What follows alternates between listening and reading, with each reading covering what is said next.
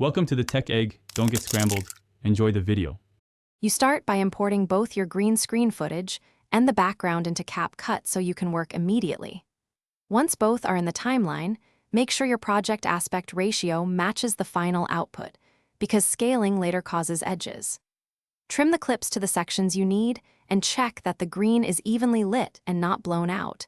Make sure shadows are limited, because the keying tool works best with a uniform green. Now position the green clip above the background on the timeline. With the foreground selected, open Effects and choose Remove Background or the Chroma key controls depending on your Capcut version. This is the crucial step that makes the green transparent. Increase similarity until most green disappears, then lower it slightly to avoid cutting hair or props. Use edge feather to soften harsh borders.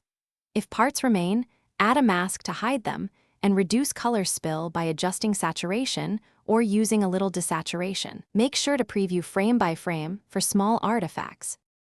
Once keyed and adjusted, export a short test clip at your final resolution and codec to confirm edges and color match hold up after encoding. If you see flicker or jitter around the edges, try stabilizing the clip, increase render bitrate, or slightly blur the edge feather. These steps reduce compression artifacts.